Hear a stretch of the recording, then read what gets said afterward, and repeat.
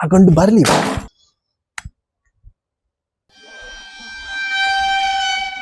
ಮಾತಾಡುತ್ತೇವನಾದ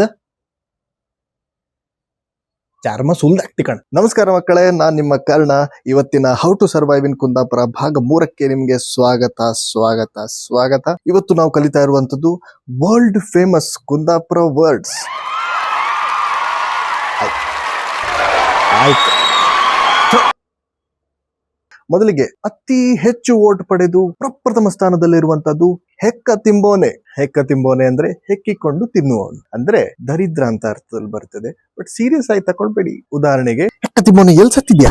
ಎರಡನೇ ಸ್ಥಾನದಲ್ಲಿರುವಂತದ್ದು ವಾಲಿ ಕಳುಕೆ ಅಂತ ಹೇಳಿದ್ರೆ ಕಿವಿಯ ಓಲೆ ಕಳೆದು ಹೋಗ್ಲಿ, ಇಂಡೈರೆಕ್ಟ್ ಆಗಿ ವಿಧವೆ ಆಗ್ಲಿ ಅಂತ ಹೇಳುವ. ಇದನ್ನು ಸೀರಿಯಸ್ ಆಗಿ ತಗೊಳ್ಬೇಡಿ.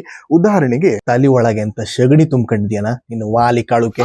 ಮೂರನೇ ಸ್ಥಾನದಲ್ಲಿ ನನ್ ಫೇವ್ರೆಟ್ ವರ್ಡ್ ಬೊಜ್ಜ ಅಂತ ಹೇಳಿದ್ರೆ ತಿಥಿ. ನೋಡಿ, ಹೇಳಲಿಕ್ಕೆ ಎಷ್ಟು ಖುಷಿ, ನಿನ್ನ ಬೊಜ್ಜ ಮಾರಿ. ಇದನ್ನ ಅತಿ ಹೆಚ್ಚು ಉಪಯೋಗಿಸುವುದು ಕುಂದಾಪುರದ ಅಮ್ಮಂದಿರು. ಉದಾಹರಣೆಗೆ ಆ ಗಂಡು ಬರ್ಲಿ ಇವತ್ತು ಮನೆಗೆ ಲಕ್ಷ್ಮಿ ಅಕ್ಕ, ಅವನು ಬೊಜ್ಜೆ ಮಾಡುದಿಲ್ಲ.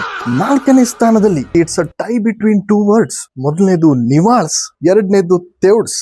ಎರಡರದ್ದು ಅರ್ಥ ಒಂದೇ. ನಿಮ್ ಕಡೆ ಹೋಗ್ ಸಾಯಿ ಅನ್ನಲ್ವಾ, ಅದೇ ತರ ತೆವ್ಡ್ಸ ನಿವಾಳ್ಸ.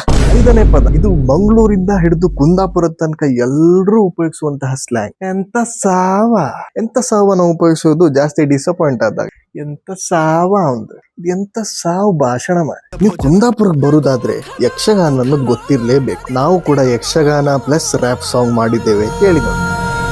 ನಗು ಮುಖದ ಮುಖವಾಡದಿಂದಿನೊಳ್ ಅಡಗೆ ಕೂತಿಯ ದುರುಳ ರಾಕ್ಷಸ ಒಡನೆಯೇ ತೋರಿದ ಎರಡನೆಯ ಇದೆಲ್ಲ ತೋರ್ಪಡಿಕೆಯಲ್ಲ ಶುದ್ಧ ಸುಳ್ಳು. ಅವ ಮುಖವಾಡ ಧರಿಸಿದ ಮುಖ ವ್ಯಾಘ್ರ. ಅವ ಮಾಡಿದ ಕೃತ್ಯಕ್ಕೆ ಬಂತು ಬೆಳಕು. ಈಗ ಹರಡಿದೆ ಊರಲ್ಲಿ ಅಂಧಕಾರ. ಅದ ಕೇಳಿಡಿ ಊರಿಗೆ ಆಯ್ತು ಬೆರಗು. ಶುರುವಾಗಿದೆ ಆಗಲೇ ಅಂತ ಕಾಲ.